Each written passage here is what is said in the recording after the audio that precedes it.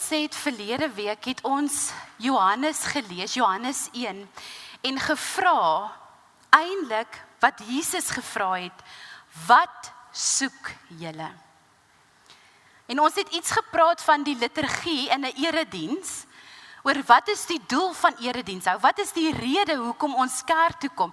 Wat is die behoefte wat ons het wanneer ons hier kom sit? En ons het gesê dit is eintlik dieselfde vraag, Here, ons soek U.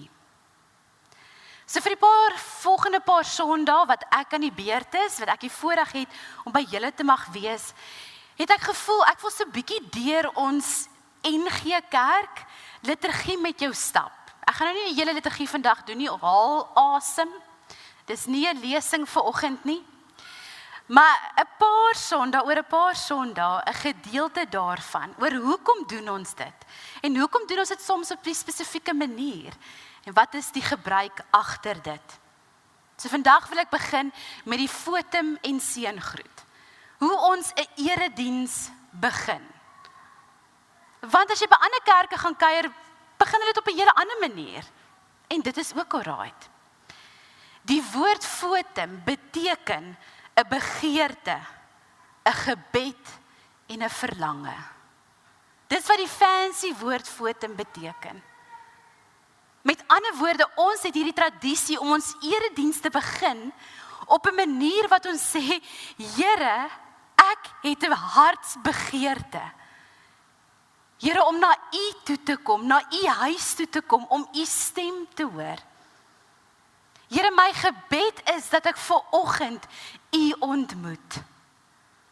Here, ek verlang na U. Ek verlang deur hierdie week na U en daarom kom sit ek in U huis. In U tempel om U stem te kan hoor. Toe ek groot geword het, was daar 'n verskriklike mooi tradisie in ons kerk. En as jy nou 'n kind is en 'n tiener is, dan dink jy dis vreeslik boring. Maar daar was 'n gebruik gewees, as mense in die kerk ingekom het, het almal eers gaan sit en hulle oë toegemaak en stil gebed gedoen. En toe het ons half in 'n beweging ingegaan, kan ek al sê, in 'n manier van geloofsgemeenskap ingegaan, waar die samesyn van die geloofsfamilie beklemtoon word. En dis ook mooi, dis ook goed en dis ook reg. Maar iets van daardie persoonlike gesteldheid, hoekom jy na die Here toe kom, het op 'n manier, dink ek, in die kuier, dalk net so bietjie verlore geraak. Die Here praat ook deur die samesyn, hoor my mooi vanoggend. Maar partykeer kuier ons so lekker, dat wanneer die dominee begin praat, het ons nog eers met die Here gepraat nie. So vanoggend wil ek eintlik ons fotum met 'n stil gebed begin. Want 'n fotum kan ons op verskillende maniere doen. Ek kan vir julle 'n teksgedeelte lees wat hierdie hartsbegeerte uitroep. Dis wat ek verlede week gedoen het om te sê, Here, een dag in U huis is beter as 1000 daar buite. Of ons kan 'n lied sing, ons kan 'n gebed doen, ons kan 'n gedig doen, en ek, die van julle wat nou al gereeld is, weet ek is lief daarvoor, om 'n gedig te lees as ons fotum. Maar vanoggend gaan ek jou vra om dit as 'n stil gebed te doen, waar jy self eers met die Here gaan praat. Jou hartsbegeerte, jou verlange na jou Vader, teenoor hom uit te spreek. Miskien is dit die eerste keer vandag of die eerste keer hierdie week wat jy doen. En sê, Here, ek wil U stem hoor vandag. Ek gaan nie nou vir jou kans gee nie, ek gaan nou. En nadat ons die stil gebed gedoen het, gaan ons saam 'n lied sing. 'n Lied wat hierdie fotum gebed, hierdie hartsverlange mooi uitdruk. En dit is die lied, God is hier teenwoordig. En ek gaan jou vra om as Vrolie dit te begin speel, op te staan, en dan gaan ons dit as 'n gebed saam doen vanoggend. En daarna gaan jy so bly staan, dan gaan ek die seëngroet uitspreek. Nou die seëngroet, as jy wonder wat dit is, dis die deel waar ek my hand opsteek en waaroor dit gaan, is ons het nou net vir die Here kom sê, Here, ons smag na U. Here, ons wil U hoor. En dis eintlik die deel wat uit die Ou Testament se priesters, daai woord wou nie nou lekker uitkom nie, priesters se gebruik uitgebeeld word. Waar hulle, wanneer hulle gepraat het as verteenwoordiger van God, hulle hande uitgesteek het na die volk, om hulle te waarsku of om hulle te seën. En dis hoekom ons in ons tradisie, wanneer ons die seën groet, God wat eintlik antwoord op jou roepstem, op jou roepgebed, dan uitbeeld. Dis nie ek wat vir jou môre sê nie, glad hoegenaamd nie. Dis eintlik is ek 'n tussenganger. Wat God eintlik vir jou sê, maar hy het ook 'n hartsbegeerte. Hy verlang ook na jou. En daarom sê hy, kom nader. En deur genade en deur my woord, gaan jy my vanoggend, deur die werking van die Heilige Gees, beleef. Ek gaan vir jou geleentheid gee om stil gebed te doen, om jou hartsbegeerte teenoor God uit te druk. Daarna gaan ons God is hier teenwoordig sing, en ek sal die seëngebed, of die seëngroet uitspreek.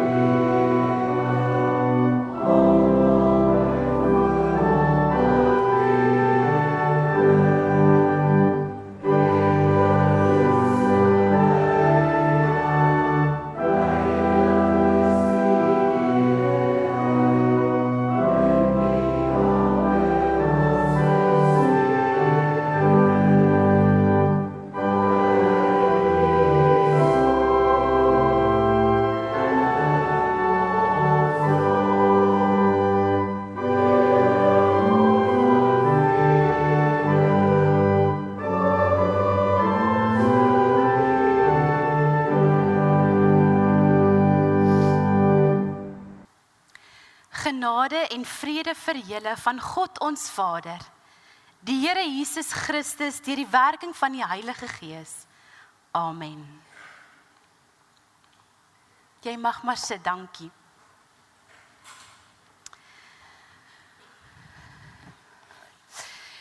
Julle het nou vanoggend 7 uur, hoop ek, jy was al uit die kooi uit gewees. Ek het nou dit nou nie 6 uur op 'n Sondagoggend gestuur nie, want ek wil nou nie die van julle wat werk en wat sy alarm so bietjie later afgaan, self wakker maak met 'n kerk WhatsApp nie. Dis seker die beste WhatsApp om mee wakker te word. So ek het vanoggend 7 uur uitgestuur, maar vir die res van die week kan ek dit so na as vir die res van Februarie gaan ek die maand van liefde se uitdaging so na as moontlik aan 6 uur stuur as wat ek onthou. En met dit bedoel ek het 'n huis met 2 besige kinders. So partykeer 6 uur is ek of besig om hare vas te maak of 'n kosblik te pak of van die gang af met 'n Engels stemmetjie te herinner. Julle is bietjie laat. Maak bietjie vinniger. Ek kan mos nie skree nie. Ai sis. Nee, ek moet partykeer net so 'n bietjie harder hulle herinner, hulle moet nou opskip, dit raak laat. So hierdie maand van liefde gaan ons weer 28 dade van liefde uitleef.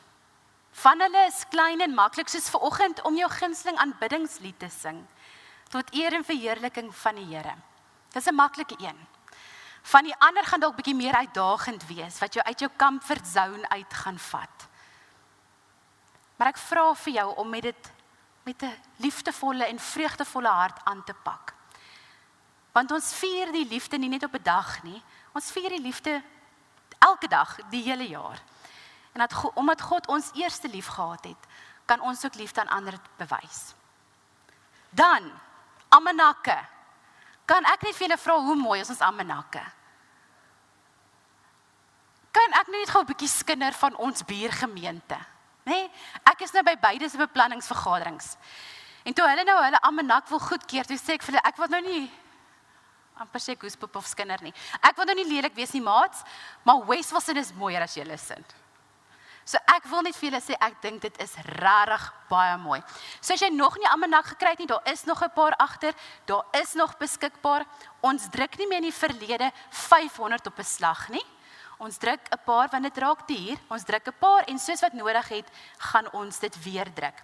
So as jy jou almanak nou iewers in 'n jaar verloor, ons gaan probeer om liefde en genade aan jou te bewys, kom vra maar weer vir ons ene. Maar net gou vinnig.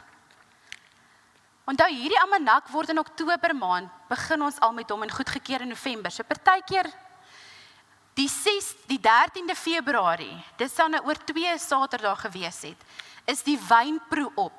Ons sou dit as 'n Valentyns aangeleentheid gedoen het, maar ongelukkig sê Gary, die vrou wat hom altyd help met die wynwerwing, is nie beskikbaar nie, so ons gaan dit moet aanskuif. So neem met kennis, hy gaan nie daar gebeur nie, maar sodra Gary vir ons 'n datum het, sal dit aan ons kommunikeer.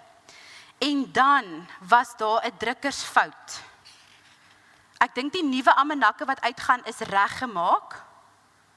Julle moet net vir my koekeloer. Maar op Mei maand, die heel laaste naweek in Mei maand, staan daar Pinksterfees. Dis 'n week te vroeg. Dit moes eintlik in Junie maand. Hy staan daar ook. Hy's net dubbel opgesit. So dis nie Mei nie, dis Junie. En dan sal Pinkster voor dit wees. OK. Enige navraag?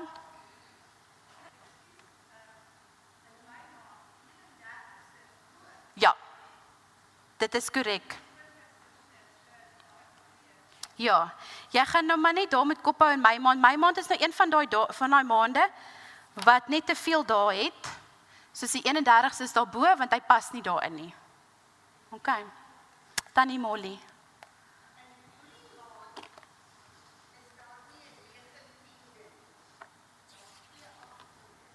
Maar dan het ons 'n bonusdag. Ons gaan die 18de 2 keer leef. Niks verrassend gaan op die tweede 18de gebeur nie. OK, so berei julle voor, julle gaan 2 identiese dae hê in Julie maand. OK. Kry vir jou almanak, hy's gratis en verniet, leef met hom. Dan is daar nog een saakie vir afkondiging, broers en susters. Ons het Woensdag, met 'n hartseer hart, met 'n treurende hart, die bedankingsbrief van Nelis Oosthuizen en van Erna ontvang. Hulle het bedank Nelis het bedank van die kerkraad af, hulle skuif hulle assistate, hulle lidmaatskap oor na Kranskloof toe. Hierdie was nie 'n maklike besluit wat hulle geneem het nie. Hulle praat nou 'n hele paar maande met my en met Wynand en met Barry en met Jan daaroor. En daar's verskeie redes hoekom dit gebeur het.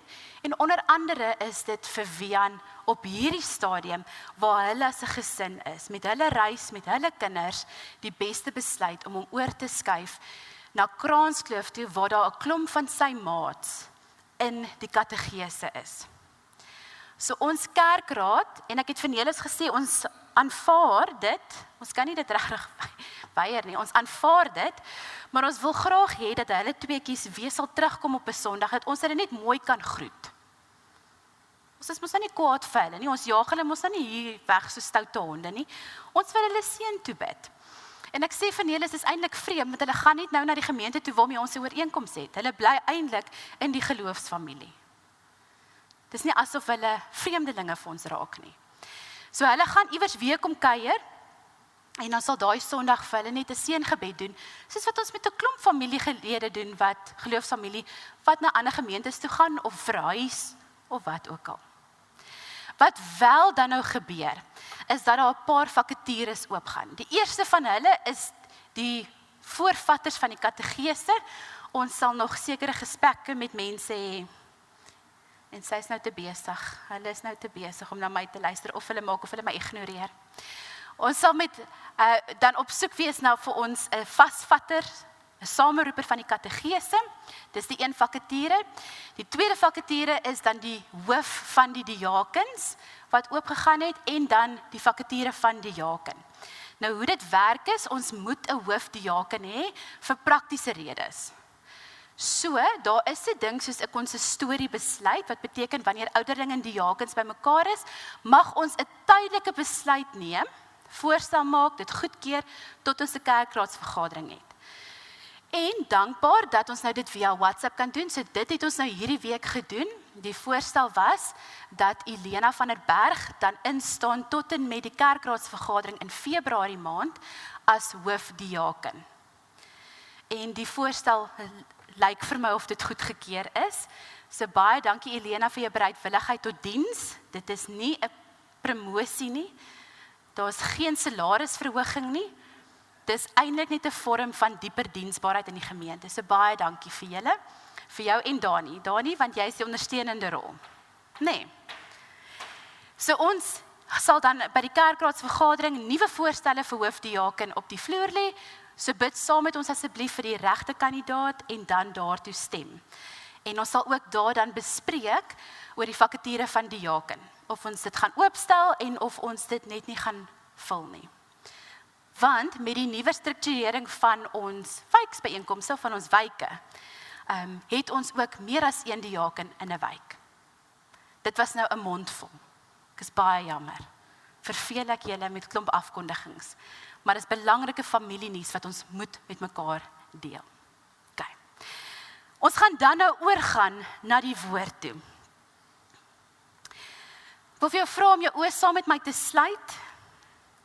En as jy wil, kan jy jou Bybel oopmaak by Numeri 13.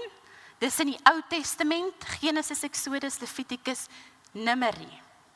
Numeri 13. Maar terwyl jy so jou Bybel vashou, kom ons bid saam. Here ons Here, U is hier teenwoordig. Here, U is die een wat vir ons vrede gee. Here, U is ons hulp en U laat ons veilig en vas staan. Here, U is die een wat vir ons krag gee. Maar Here, U is die bron van alle lewe. Daarom bring ons U woord vanoggend saam met ons. Here, want ons bely vanoggend dat U 'n lewende God is en dat dit beteken dat U steeds werkend in ons lewe is. Dat U nie ver afsydig, eensydig sit en net toe kyk hoe ons leef nie, Here, maar dat U elke dag in ons lewe betrokke is. Here, daarom kan ons voordat ons U woord lees en oor U woord praat, vir U vra, Here, om vir ons wysheid en insig te gee. Ons wil nie lees wat ons verstaan, Here, ons wil lees wat U hart vir ons is, vir hierdie week en vir hierdie jaar. En omdat U 'n lewende God is, Here, het U die vermoë om hierdie woorde wat op papier gedruk is, lewend te maak, sodat dit na ons spreek. Na ons diepste hartbegeertes en verlange te spreek. Ons diepste seer en bekommernis, Here, wat ons vir niemand vertel nie, kan U woord vandag deur die Heilige Gees kom aanspreek.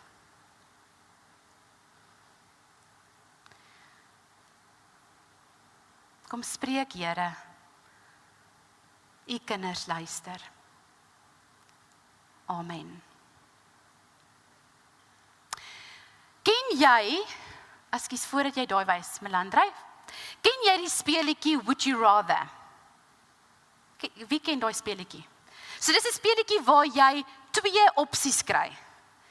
En jy moet een van hulle 2 kies. So ek gaan gou vir jou 'n paar voorbeelde noem. En jy gaan nou jou hand opsteek wat se een jy kies. Ek gaan jou die opsies gee en dan gaan ek jou vra. Goed. Sou jy eerder 'n jaar van Durban winter, nie Gauteng Vrystaat winter nie, van Durban winter hê, of sal jy eerder 'n jaar verkies van 'n Durban somer?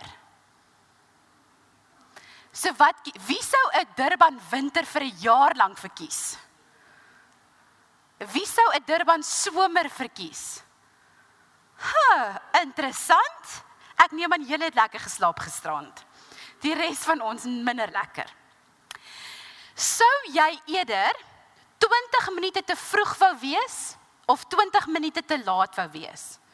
Wie sê 20 minute te vroeg? 20 minute te laat? Ek verstaan. Sou jy eerder die vermoë wou hê om alle tale in die wêreld te kon praat of eerder om met diere te kommunikeer? Nou gaan ons die introverte en ekstroverte sien, hè?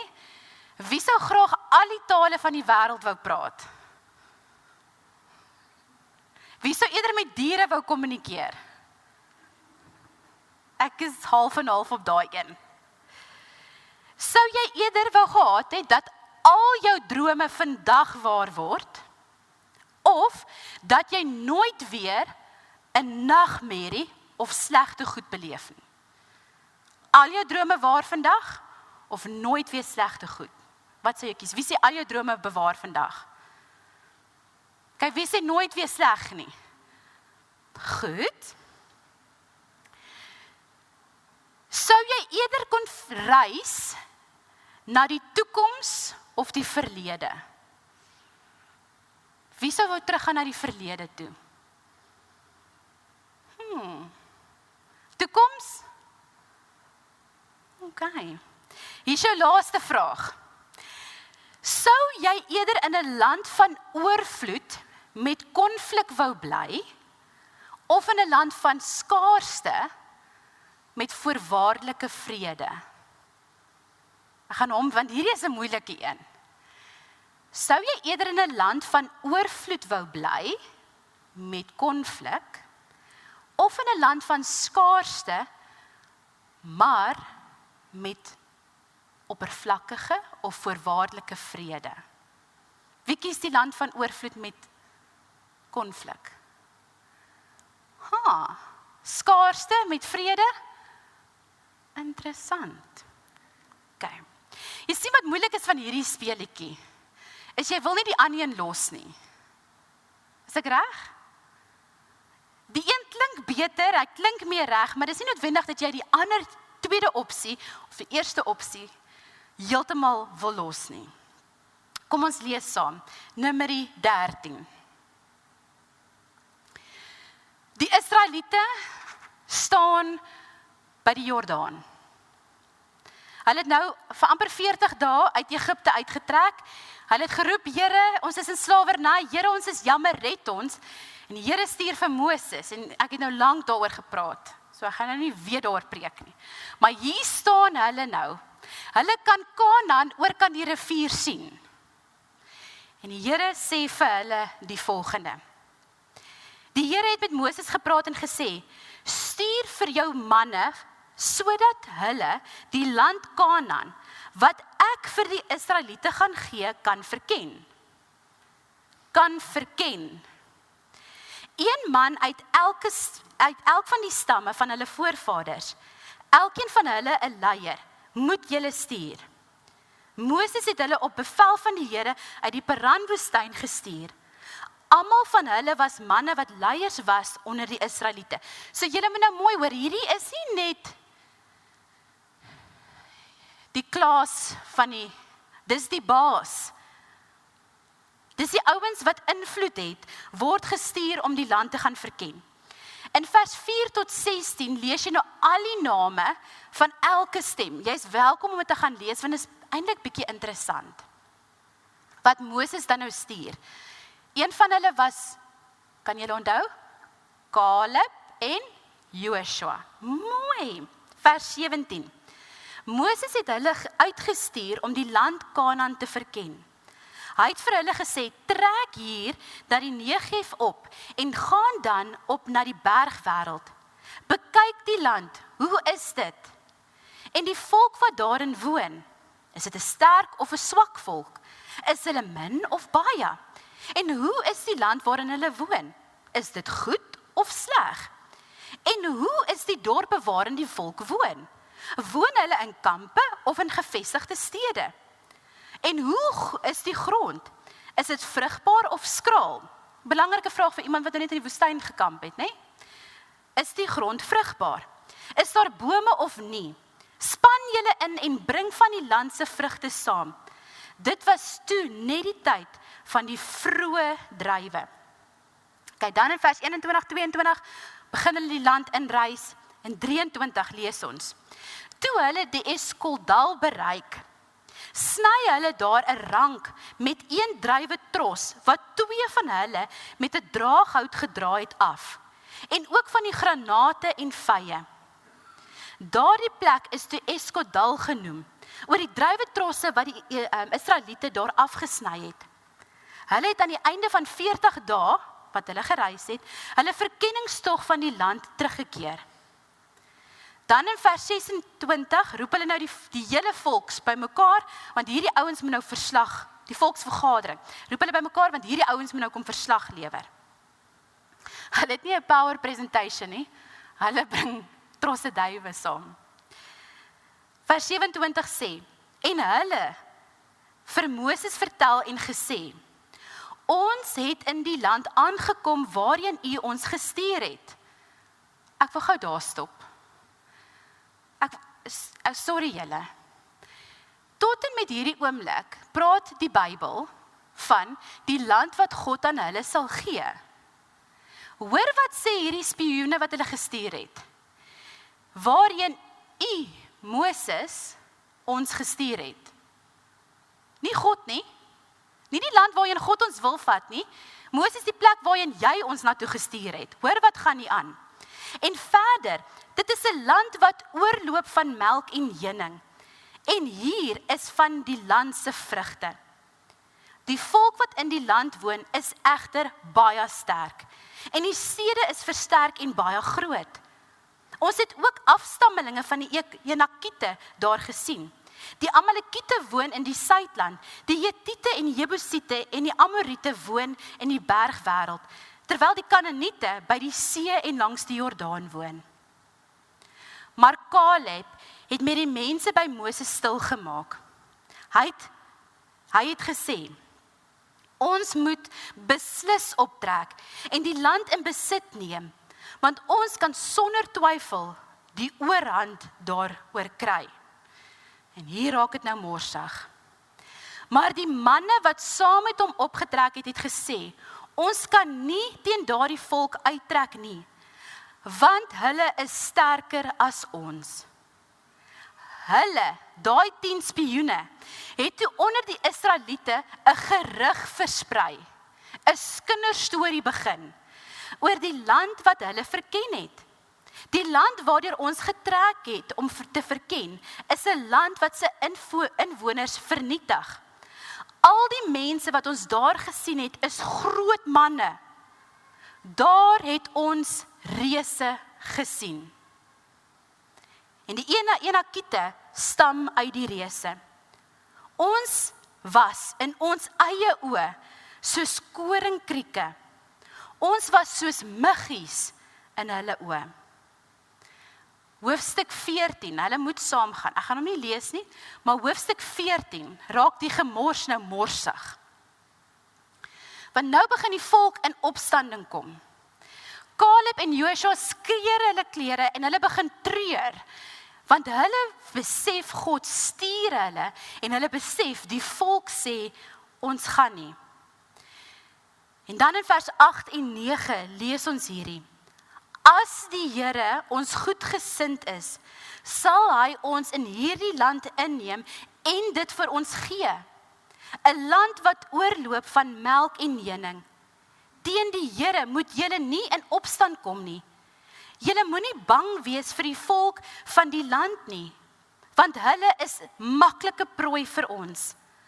Hulle beskutting het van hulle gewyk en die Here is met ons. Moenie vir hulle bang wees nie. Nou die res van hoofstuk 14 wat jy nou vanmiddag gaan lees voor jou middagslaapie. Raak die volk moeilik. En hulle sê eintlik vir Caleb en Joshua, as julle nie nou julle monde hou nie, gaan ons julle met klippe doodgooi. En die volk besluit dat die illusie van wat Egipte was, wat hulle nou 40 dae uit bevry is beter as wat dit aan oorkant die rivier vir hulle wag. En Moses begin by God treur. En hy pleit by die Here, Here moet asseblief nie hierdie teen die Israeliete hou nie, want die Here wou hulle vernietig. Weet julle, in partykeer neem ek nie die Here kwaadlik as ek die Israeliete se verhaal lees nie, want hulle was regtig harekop. En die Here sê dis reg, hy sal hulle vergewe, maar met die voorwaarde dat niemand wat in daardie tyd geleef het, mag in Kanaan ingaan nie. Almal van hulle wat ongehoorsaam was teenoor die Here, moet eers uitsterf, voordat sy kinders, sy volk, Kanaan mag intrek, behalwe Caleb en Joshua.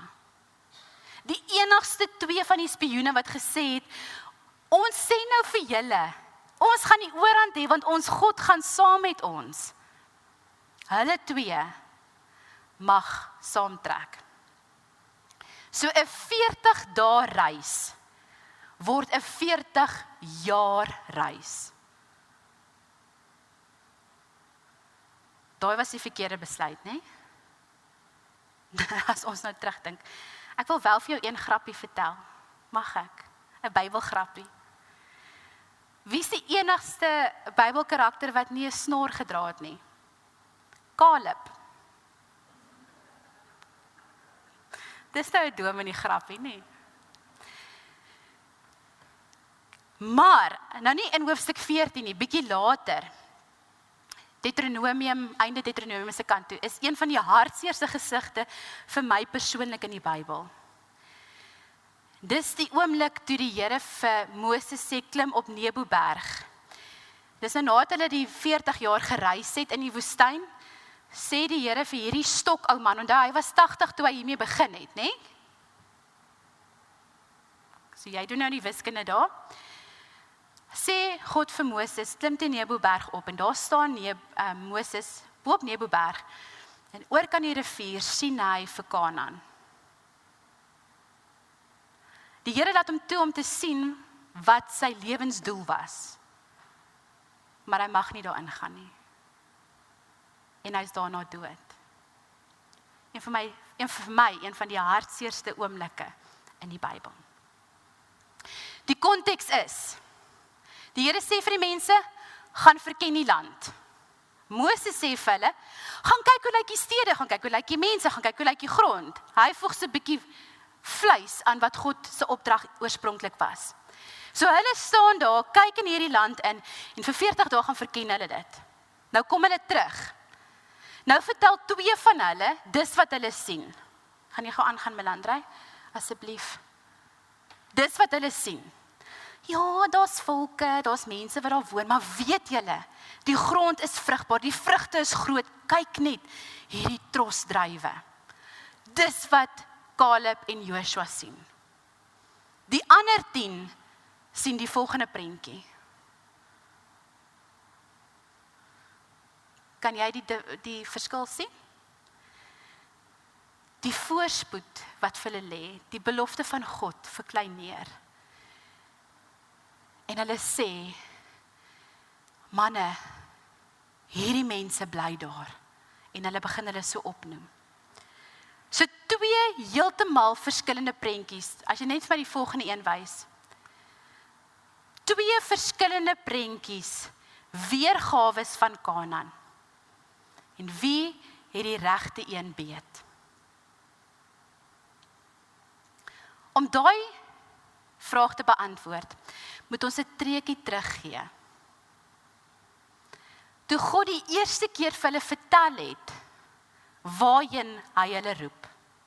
Dit gaan ons antwoord wees. En ons lees dit in Exodus, ek gaan dit nou vir jou lees, maar as jy nou net lees, die Here stuur jou na die land toe wat hy vir jou gaan gee, wat oorloop van melk en honing, kan dit in hulle brein veroorsaak het, dat dit lyk soos daai heel eerste prentjie van hierdie onbewoonde woud, waarin hulle gaan intrek.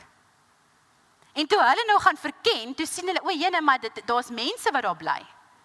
So dit kan die illusie wees waarmee ons hierdie stuk lees.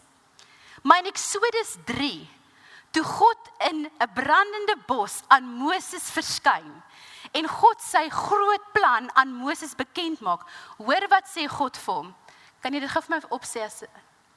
Daarna sê die Here, ek het die ellende van my volk in Egipte duidelik gesien en hulle noodkrete oor die slawedrywers gehoor. Ek het hulle lyding ter harte geneem, daarom het ek afgekom om hulle uit die mag van Egipte te bevry en om hulle daarvan te laat trek na 'n goeie en uitgestrekte land, 'n land wat oorloop van melk en honing.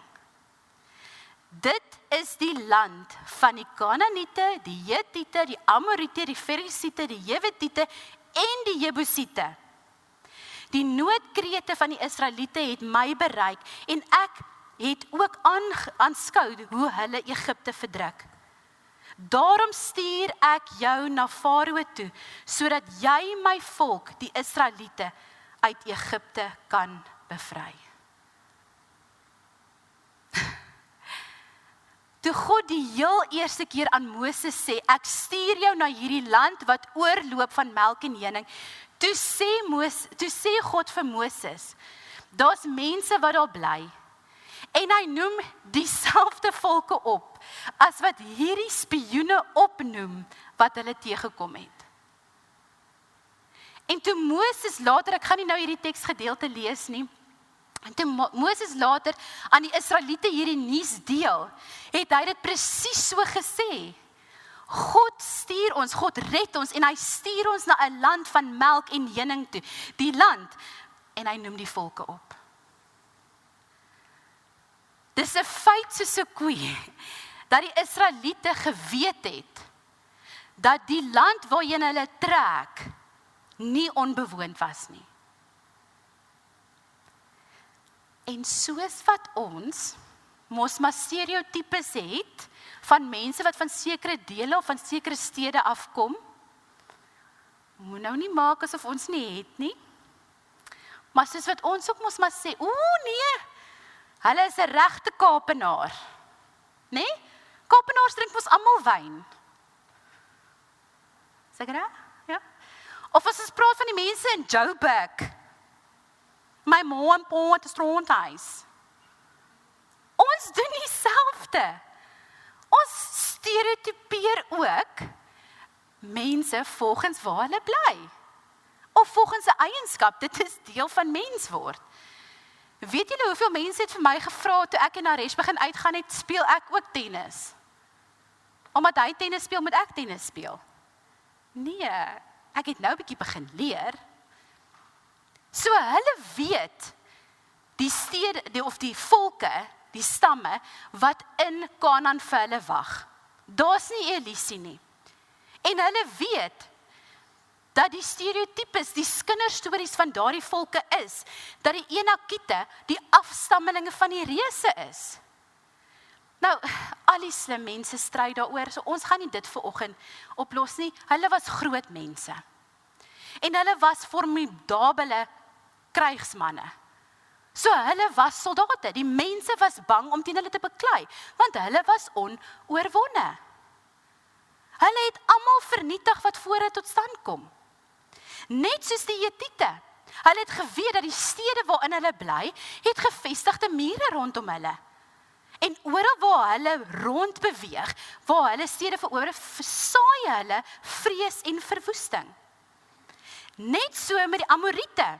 Hulle het geweet hulle is 'n arrogante en hoogmoedige volk. Hulle het dit geweet. Hulle het ook geweet dat die Kanaaniete het finansiële vooruitgang.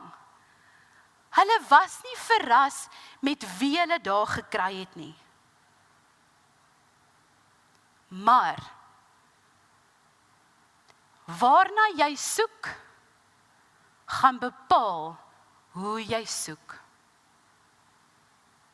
Want die klomp van hulle wat in Kanaan ingegaan het en gaan soek het vir reëse, het reëse gevind. Het vrees gaan vind. Die spioene wat ingegaan het en God se hand in Kanaan gaan soek het vrugbare grond gekry. Het gesê, daar is volke, hulle is sterk, maar weet julle wat? Hulle het geen beskutting teen ons nie. Ons het reeds die oorhand oor hulle. Die van hulle wat die hand van die Here gaan soek het hoop en geloof gevind. Maar weet julle wat gebeur? Melandra, jy kan een aangaan, dankie. Nog een aan, dankie, ek gaan nie hom nou lees nie. Maar weet julle wat gebeur met die klomp wat die vrees gevind het?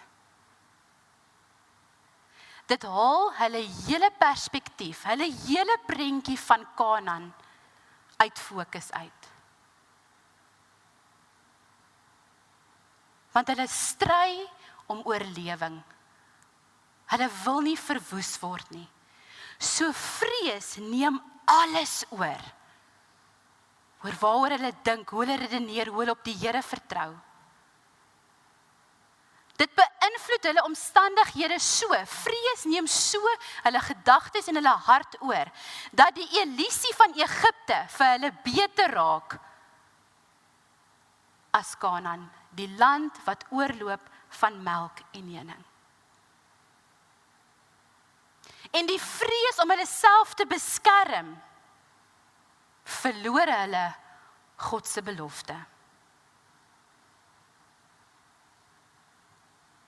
Dis hoekom ek begin het met die speletjie, want dit is waar die Israeliete gestaan het. Would you rather? Sal jy eerder in 'n land van oorvloed intrek en jy weet jy gaan konflik kry, of terugtrek na 'n land waar daar skaarste was, onder jou illusie van vrede? God het nie een oomblik vir hulle gesê, dit gaan maklik wees nie. God het nie een oomblik vir hulle gesê, dat hulle nie daar gaan instap, en dit gaan leeg wees nie. God het vir hulle gesê, ek gee dit vir julle, ten spyte van dit wat julle daar gaan kry.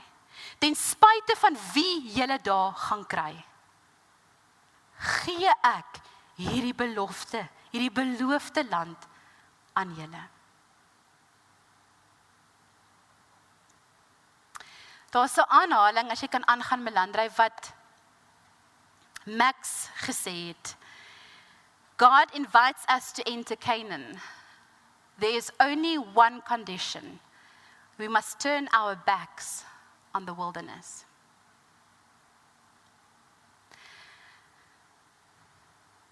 Hierdie verhaal het ek in die vakansie gelees toe ek nou op 'n klip mag sit en na die Here se stem luister. En die Here het met my gepraat oor die jaar wat ons ingaan.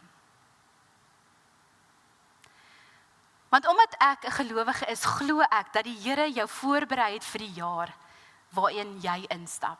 Kan jy vir my aangaan na die volgende een toe, dankie.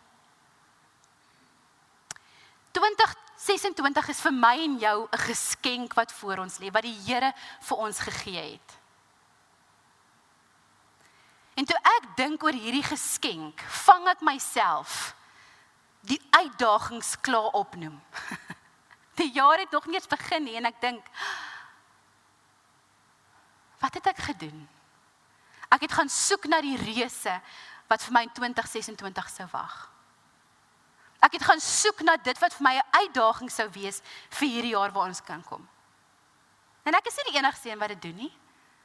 Ek dink baie van ons doen dit op so 'n manier. Dit dalk nie vir die jaar nie, maar dalk is dit 'n omstandigheid. Dalk is dit 'n geskenk wat die Here vir jou gee. 'n roeping, 'n taak wat hy vir jou gee, of iets wat hy op jou hart druk wat jy moet doen. En dan begin ons die reëse soek waar ons is.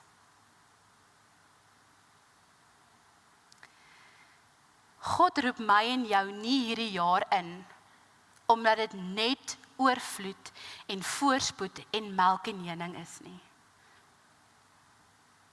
God roep ons in hierdie jaar en sê, daar's ook melk en honing, en daar's ook voorspoed, en daar's ook seën. Maar daar gaan ook reëse wees. Maar hy vra van my en van jou om nie die reëse te gaan soek en toe te laat dat vrees ons vind nie. Maar eerder hom te gaan soek, sy vrede te vind, geloof te vind, en ons reëse in ons lewe in die oë te gaan staar en te kyk en te sê, soos wat Dawid gesê het, die een wat in my is groter as die een wat voor my staan. Dis wat Dawid vir Goliat gesê het. Die een wat in my is groter as die een wat voor my staan. God roep ons om geloof vorentoe te stap. Te stap na die Kanaan wat hy ons beloof. Ten spyte van die vrese wat ons sien. Dit is nie onrealisties nie, maar ten spyte van vertrou ons op God. En dit is wat Hebreërs 11 vers 1 vir ons sê.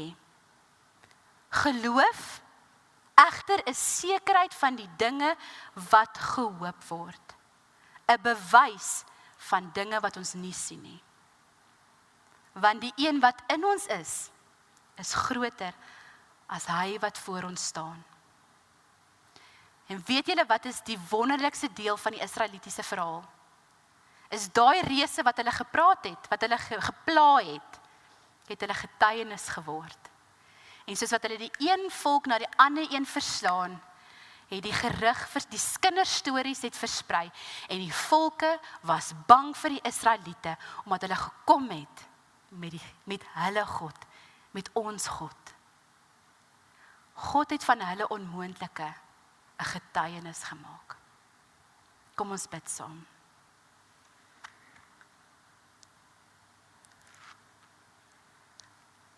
Abba Vader, dankie dat ons 'n groot en almagtige God mag dien. Here, dankie dat ons soms in lewensbedreigende situasies is wat moeisaam en tydsaam is. En dit voel soos 'n enorme reus wat voor ons staan. Here, dankie dat ons mag weet, die stil versekering mag hê, dat U, Here, wat in ons is, groter is as dit wat voor ons staan. Heilige Gees, maar ons het U hulp nodig, om die manier wat ons soek te verander. Dat ons nie sal soek na vrees en reëse nie, maar dat ons sal soek na die hand van ons Vader. Heilige Gees, kom raak ons woorde aan, dat ons nie gerugte van verwoesting en gerugte van vrees oor hierdie jaar of situasies sal saai nie. Maar dat ons hoop sal spreek, lewe sal spreek, wat gebaseer is op U waarheid, Here. Omdat Christus reeds vir ons oorwin het. Heilige Gees, kom bring ons uitdagings in U fokus. En daarom, Here, wil ek bid vandag vir elke gemeente familielid wat 'n uitdaging beleef, wat sukkel met iets. Here, kom spreek hulle aan. Kom troos hulle in hulle vrees en angs. Here, kom maak hulle braaf en sterk om in geloof en vertroue op U te staan. Ons dink besonder aan Tannie Drien, Here, wat vandag in die ICU lê. En vra, Here, dat U ook vir haar sal sterk maak deur die Gees. Want U hand van seën en oorvloed is oral. Oral is ons God. Dankie, Here, dat ons dit mag bid in die naam wat reeds die oorwinning vir ons behaal het, in Jesus Christus. Amen. Ons gaan afsluit met die oorwinningslied, dat hy jou sal opbeur vir jou week, sodat jy mag herinner word, dat die oorwinning reeds betaal is. Aan daardie dag toe Jesus aan die kruis vir ons gesterf het, en die dag toe die klip weggerol is, en Jesus die dood vir ewig oorwin het. Kom ons staan en maak die Here se naam groot.